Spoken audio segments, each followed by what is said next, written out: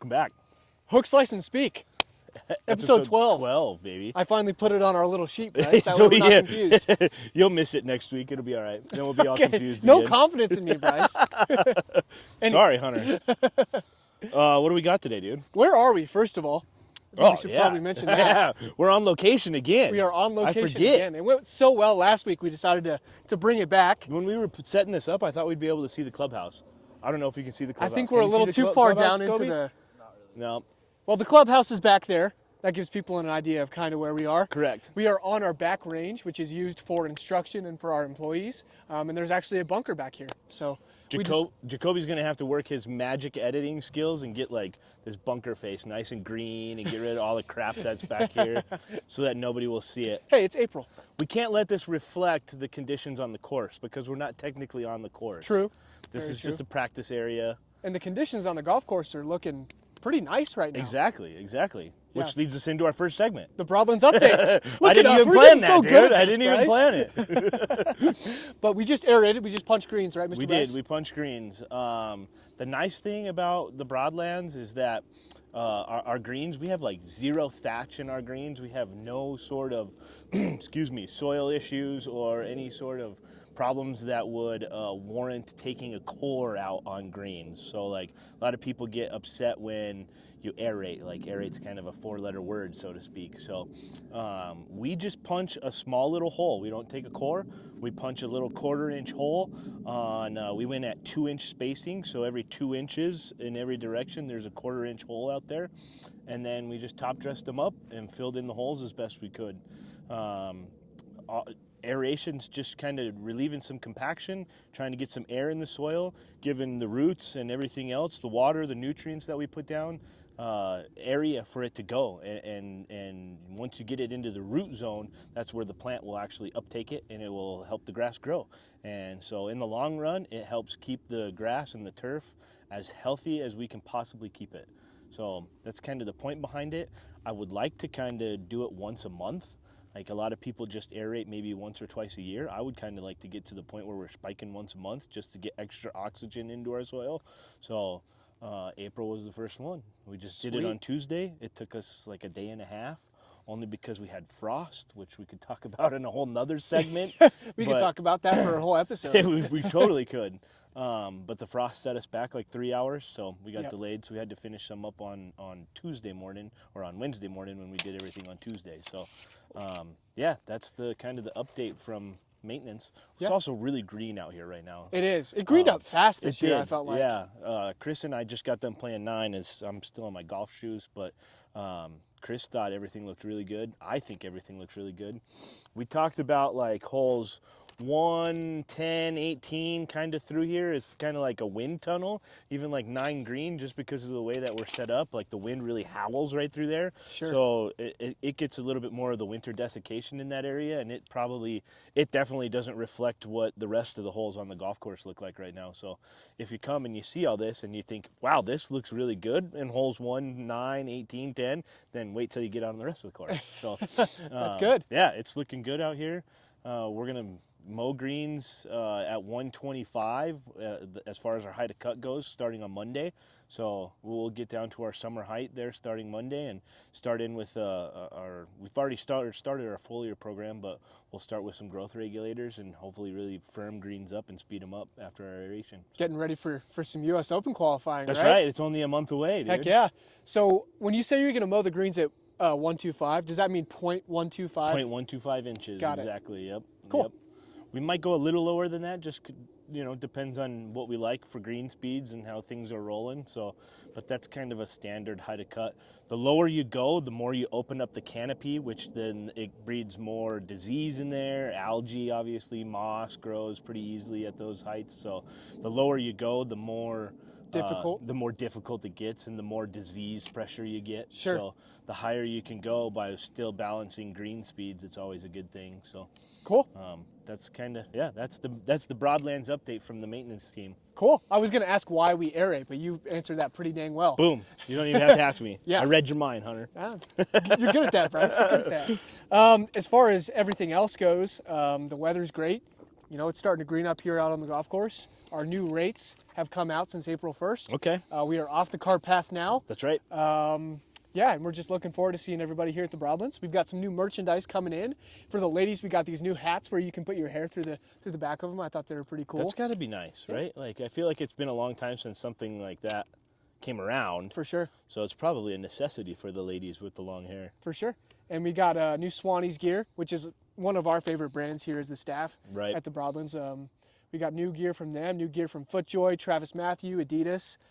So yeah, we're just looking forward to a good season, and I feel like this is kind of the first weekend, maybe last weekend too, is that we're really getting started. So Yeah, I think that this will kind of be the jump start into the year. For sure. You know, it's kind of been like in this shoulder season kind of. Mm-hmm. And even next week, the weather looks a little hit and miss. We got some chances of some moisture, and like Monday, Tuesday, Wednesday, it's kind of cooler. And then Thursday, Friday, like really cool, like in the 40s. So, Yep. But this weekend, like you said, 70s all starting tomorrow, Friday, Saturday, Sunday. So yeah, it's going to be a busy weekend oh around my here. gosh, That's with the for sure. Masters going on. It's and Masters week, Bryce. I mean, it's going to be a wild weekend here at the Broadlands. Yeah. I mean, I don't know if there's a more fun week in golf than the Masters week.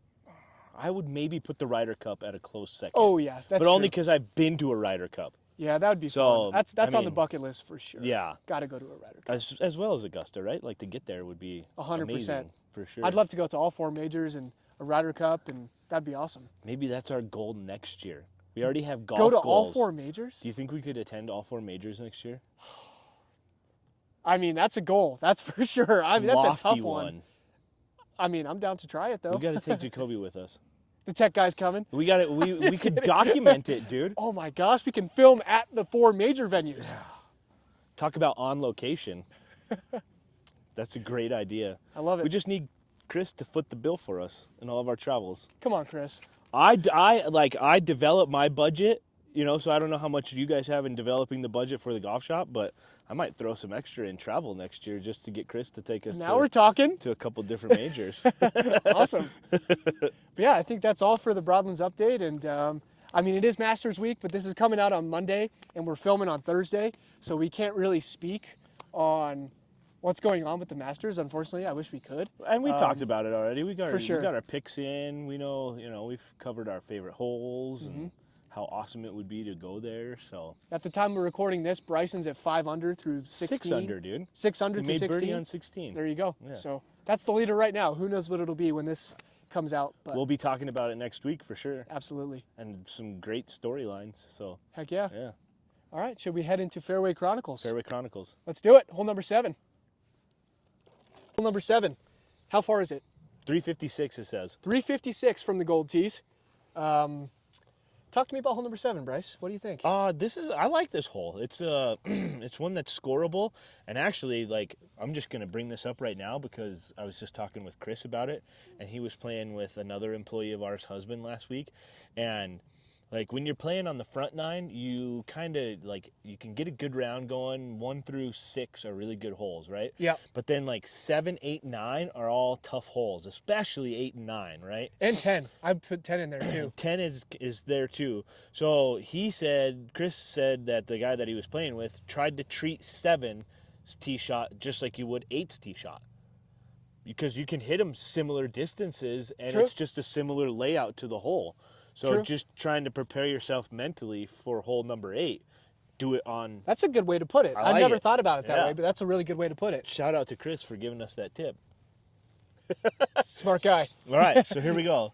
With that being said, I might play this hole a little bit different in the future because I guess I mean I got 3-wood here on the tee on 7, and I'm trying to rip this down the right side, but it came up high off the club face, and I kind of sallied it down there short of the bunkers. But if you're going to miss it, not a bad miss. Not a bad miss at all. Exactly. I pulled out driver here. I pretty much all bets are off at this point. 4 over. I mean, you just got to send it at some That's point. right. I feel like you took a lot of aggression out on this swing, Hunter. Oh, for sure. Boom. And you piped it. Right down the pipe. It was so good. It was a good swing. I'm a very good driver of the golf ball if I just relax. We also talked, well, we'll come back to that, but here I am, 145, and I fanned this out right. I think I just blocked the crap out of that ball. Yeah, club face was open on that one for, Quite for a sure. bit. Found a sand trap, first one of the round. I'm a little bit ball below my feet here, about 55 yards. Which was a bomb of a drive. Yeah, pretty good drive. And I just hammered this one for some reason too, like way to the back of the green when I should not have, but not bad. Still hit the green. A little left, but you're all right. Can't be mad with the green in regulation. That's all right. All right, here I am in the sand trap, and Jacoby's not going to get my awesome follow through on this, but it's one of the things you got to do in the sand. You got to follow through. Follow through. And I did. See? If I didn't follow through, it was a great shot. I wouldn't have gotten on the green. It was a great shot. I was great bunker shot. Long and left from 55 yards. Definitely should be a lot closer than I was here, but still rolled up a pretty good birdie putt. This was so close to going in, Hunter. Yep, just burning edges all day long. But yeah, par's not bad. Dejected, but hey, you made a par. I think it's. Did you make par on 6? I forget. I did. Okay. I did. So you made 2 pars in a row now. Oh man, watch out! 2 pars in a row, baby. Hunter is on fire, baby. And then I got. I don't know how far I got here from a par putt. Probably I don't know, 15 feet. Yeah, 15 feet. And if you watch closely, this ball gets completely taken offline. Right there. Did you see that? I don't know how far offline it got taken. Brice. Hunter called me out. I was gonna make par until something got in the way of that golf ball. I make bogey, and Hunter has gained a stroke. I finally gained a stroke back. I'll take it. Took 7 holes. And you're still 1 ahead. That's right. I guess we'll have to see what happens on hole number 8 next week. That's right. Stay tuned. All right, let's head to Swing Stories. All right, here we are, back from Fairway Chronicles. Right Got into one Swing back on Stories. Brice there. Dang it. Finally. Let's hope not more. All right, here we are. So we've got a special someone here today. He works at the outside services department here at the Broadlands. That's right. If we had to guess a handicap for this person, Jacoby and I were talking about it earlier. I'd say like a 25 handicap-ish, something like that. So Brice, go ahead and watch his swing here. I don't like the posture right away. He's very bent over. Hands are very close to his body. Let's play that again. Very steep swing as well. We got a lot of things going on here, Hunter.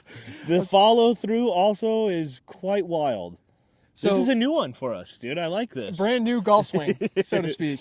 So setup, what do you see off the jump here, Brice? Okay, so yeah, I mean, very hunched over golf swing is, I'm guessing if you draw some lines there, they're going to be pretty far off, but hands are extremely close to the thighs.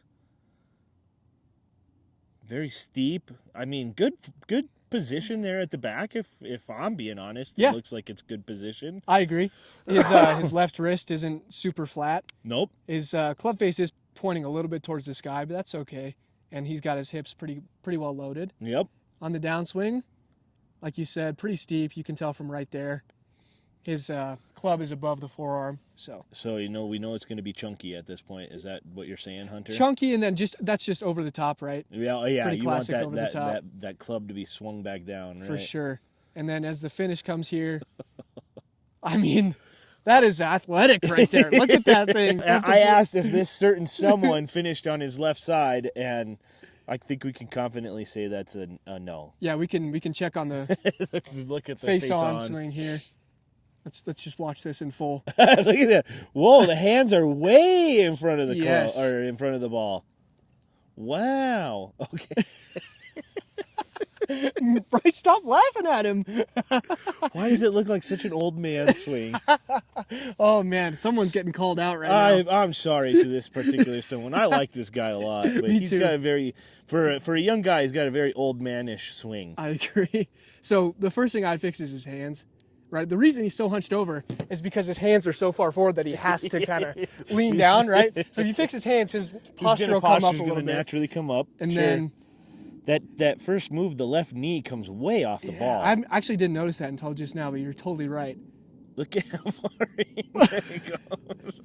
I don't know that I've ever seen that He's really loading up, right getting that there. power. Boy, oh boy. And then that finish, just finishing a little bit too far on that back foot. Yep. For sure. And you can tell right here, He's he's got that the little chicken wing. little chicken wing. The old chicken wing. That comes from just not lunging at your target, right? Really Right. trying to finish towards your target. But yeah, hands and weight and I don't know what he did with his left knee, but I probably want to fix that too. It's like, okay, so what I see, and correct me if I'm wrong here, Hunter, with the knee take in right there, it's more he's shifting his weight rather than like loading his weight. Right. So it's more of a slide. Right. It's more of a slide rather than just like, I've always tried to picture the golf swing as you're coiling yourself up and then uncoiling yourself, right? Right. And So he's more going sliding like this. to the left, to the right. Right. Yeah. Yep. For sure. I agree. Definitely. Anything else you have to say about this person's swing? I apologize for my raw reactions to this particular someone. No need to apologize. I'm sure he would laugh the same. He's going to laugh it with us, absolutely, as soon as he sees it. Let's just watch it one more time. Just one more time. Let's just see it one more time. There you go. All right, let's reveal him. Mr. Kyle Jordan. Mr. Kyle Jordan. Outside Service Extraordinaire. Yep. He's the man. He's here. Every single day. More than I am, for sure. He's here a lot. So shout out to Kyle. We love him. We're going to fix your golf swing for you. Yes. It needs some fixing. We'll get you on par there, bud. I promise. Yeah. All right. Thanks for being on, Kyle. We promise not to be so harsh when you come on in October and we fix your golf swing. Yeah. We should do that. We should do like a 6 months check-in for all of our guests. Absolutely. I like that. Yep. Should we go to I know, like, if we have Eric back on, his swing will be different. I don't know. Maybe Clayton, my buddy Clayton. Yeah. Paz's swing isn't going to be much different. Same thing with Chris. Chris and Marco, they're probably not going to be much different. No, I agree. But we can still do a 6-month check-in and see how their summer was and see sure. what they worked on and what they liked. And see how many times they played golf. Exactly. Yeah, that'll be a good one. I'm at 18 holes for the week. 9 with you. Oh, that's true. We Monday, did do 9. Yeah. And I got 9 today. Awesome. So, yeah. You're meeting your goal. Except I didn't roll any putts today. Ooh. But I feel like that was in May, right? Yeah, that's got to start in May. Okay. Because it's still early on. Although it's, like we said, it's greening up quickly out here. It feels like summer right now. It does. Right? It's really so nice does. out. Last week it was gorgeous out.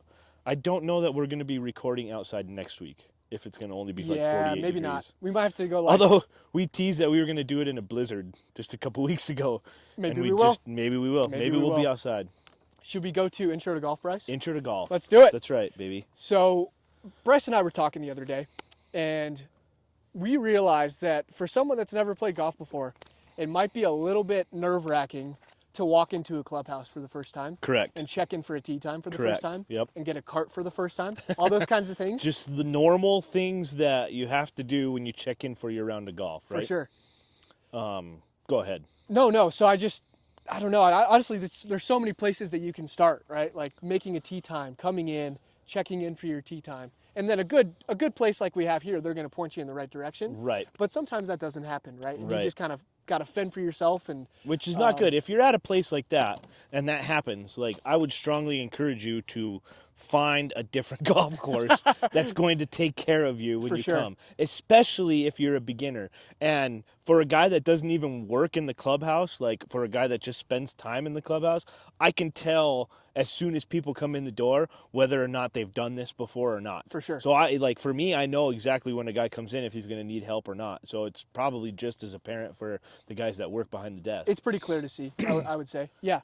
So I guess let's start from the top. You walk into the clubhouse, you're going into the golf shop, you're checking in for your tee time. Right. Right. From there, it's pretty straightforward. You pay for your round, right? Pay for your round. Say, I'm here for the 11:10. Right. My name's Brice Griebler, whatever you checked yourself in as, or some people call to make a tee time. Yep. Some people go online to do it. So just come in, check in for your tee time, and then pay for your round. Usually you'll get asked if you want some balls, a bucket of balls, and just kind of give them the rigmarole from there. Yeah, you're kind of going to get everything you need when you check in, range balls, your round, your golf cart, all that kind of thing. Then you go over to the bar, get whatever you need there. Got to get your aiming fluid. Whatever you need, That's right. It's there for you. That's right. And then you can go down and get your golf cart. And obviously it's different at every place. Right. Here we don't offer a key. It's just in the golf cart. So you just go down and grab the golf cart. Nor do we assign a cart, right? Right. Like, so you can take whatever cart you'd like. a lot of places will hand you a key, sometimes with the number cart of what key it pertains to. So like, this is key number 44, you're in cart number 44. Right. Which is just like, it might seem a little stringent to do it that way, but they're just trying to keep track of who's in what cart, especially if something goes wrong, or if you're out on the course, God forbid, your cart break down. Like, that's the world's Or if you break worst the golf thing. cart. Or if you break the golf cart, somebody's got to be held responsible, For right? sure. So, there's both ways. Like you said, we here just our keys are there. Go get your clubs, put them on a bag or put them on a cart and go. For sure. Yep. And then I mean, usually, hopefully, you're going to be able to get your range balls right next to the golf carts. You're right. Most of the time. And obviously, every facility is different. And then you can usually see signage up to the first tee, I would imagine, or hopefully the person in the golf shop is going to tell you where it's at. Yeah, I would assume, especially like we said, you can tell kind of a lot of golf courses have regulars, right? Guys that come in For sure. once, twice, 5 times a week. But usually if somebody new is coming, you can say, have you been here before? Can we help you find where to go? Can we help you with anything? And say, okay, well, yeah, I've never been here. Where's the first tee? And if you're new to it, just ask questions. And if you're For at sure. a welcoming spot, they're going to be like, oh, yeah, of course. Like, number 1 tee's right over the hill here. Number 10's right down that way. So Yeah. that's the other thing that I think we do a good job of here. We switch up our starts. Sometimes we're on the front, sometimes we're on the back. Yep. And we do that every other week, which I think it does a good job of spreading play out, gives people a different look at the golf course. So For sure. And then we have a lot of people that play 9 holes Right. too. So it helps them a lot as well. Just getting some variety, getting to play a different part of the golf course. Exactly. So, I mean, yeah, that's kind of the gist of getting checked in. Yeah. Again, if you're not in a friendly spot or if you don't feel welcome just coming into the clubhouse, please don't go there again. Yeah. Please, And please come to the Broadlands where you feel like you're being taken care of. For sure. And like, I love what you said. Just don't be afraid to ask questions because Right. everybody, usually, hopefully, everybody at a golf course is there to help you. So Right. yeah. Right. I think that's all we got. Yeah. Fix your dang ball marks. Fix your dang ball marks. We'll see you next week.